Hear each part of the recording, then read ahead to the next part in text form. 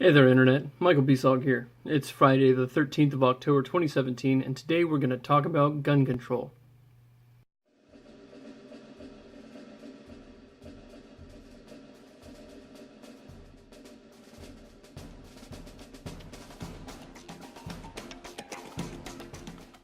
At the beginning of last week, a concert was fired upon and over 50 people were killed and hundreds were injured. Since then, the gun control debate has been raging on Facebook, Minds, Twitter, and mainstream media. We saw tweets like these, and Facebook posts like these. We, of course, saw the pointless comparisons to Australia, and the discussion of those who didn't vote after Sandy Hook to end all gun ownership. We, of course, saw Hillary with her incredibly ill-timed tweet, and then shortly thereafter the House shelved their bill on suppressors. Oh, and there's this idiot from London that gave up 2 of his firearms to police.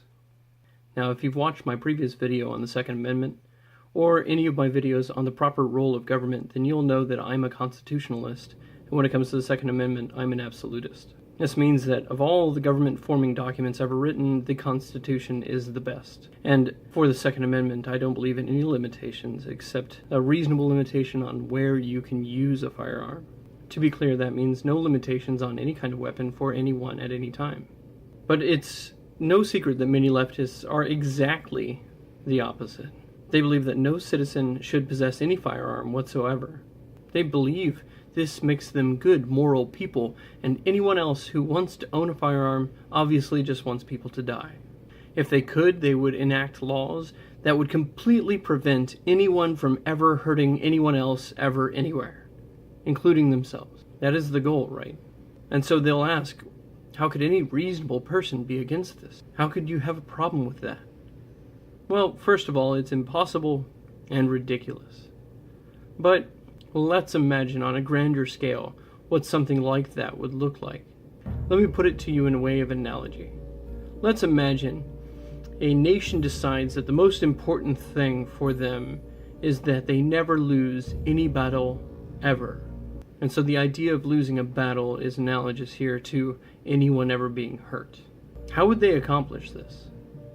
They would have to use all of their resources to build the most powerful military ever seen, and I mean all of their resources.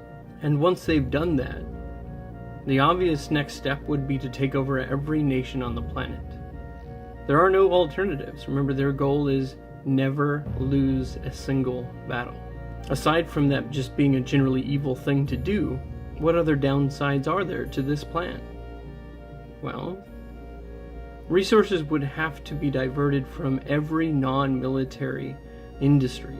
All personnel, all people, all citizens would serve the military, and every person's life would have to be highly regulated just to prevent espionage. And it's not unreasonable to believe that the government would eventually begin selectively breeding its citizens in order to make future soldiers that could not fail. This is a nightmare scenario. The reality is, though, losing a battle is not really that big of a deal if you know anything about military history. Winning a war, or being able to defend the nation, is not about never losing a single battle. So our hypothetical nation is setting out to achieve an unnecessary goal, and in the process becoming a place not worth defending at all. So why do I use this analogy? Because the leftist goal of no one ever getting hurt is sort of achievable, but only through a similar program. A nation that decides that it wants to prevent any of its citizens from ever getting hurt would have to completely disarm its populace. That means no firearms for any person that doesn't work for the government. And when they realize that people can keep hurting each other without firearms, they'll start outlawing sharp objects like knives. An example of this already is the UK, where carrying a knife for self-defense is not a reason to carry a knife. Legally, it's not a legally defensible reason to carry a knife. They think that carrying a knife to and from work or to a place where it's going to be displayed, these are doctrinal reasons to carry. But self-defense is not. And so they'll start to outlaw knives. And once that proves ineffective, since any person with a brain knows you can kill someone with just about anything and hurt someone with almost everything, the government would have to up the ante and begin restricting people's movement altogether. Eventually, they would completely restrict every citizen's ability to do anything except for simply existing. It would look something like the battery fields of the Matrix. My example is a little extreme, but for good reason. It helps you wrap your head around the futility of relying on the government to protect you from all harm. It's just not reasonable. The government's purpose is to provide for the common defense. That's national defense. But your police, yes, of course, police. Police exist to execute the law. They don't prevent crime. If they did, there would be no crime in places where there are police. Criminals are not afraid of the law, or they would not commit crime. The man that shot that concert from his hotel room was not afraid of the police, nor did their existence in Las Vegas prevent him from committing that atrocious act. So what am I saying here? That there's nothing we can do? That we must either submit to the government control of our very lives, or risk being killed by our neighbor? Yes. That's precisely the dilemma we have. The dramatic irony here is that those who would offer up their freedom to the government in exchange for security from their neighbor do not realize an important truth. Their neighbor is the government. They don't want their neighbor to possess a semi-automatic rifle, but they have no problem with their neighbor going to work and carrying that rifle around to police their other neighbors. They don't want their neighbor to carry a sidearm, but if another neighbor decides to take something of theirs by force, they call that first neighbor to bring his sidearm and his badge and his police car to stop the other. These hypocrites would call on one neighbor to bring weapons to take another neighbor's weapons away, just so they can feel falsely safe.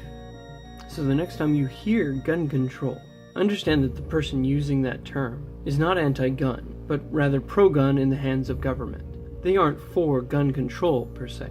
They're for people control. They don't trust their neighbor with the same freedom they want, but really, their freedom is far less valuable to them than their false sense of security. They think freedom from fear is the highest priority, and falsely believe it can be given to them by their neighbor, so long as he's in government clothes. With such an emotional, irrational, and hypocritical opponent, you should make no compromise.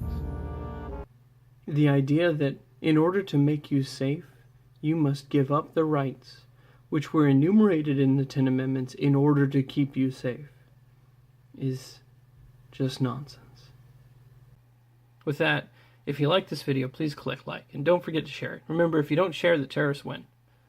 If you want to see more of this content, go ahead and click that subscribe button. It's been fun for now, be safe, and I hope to see you again soon.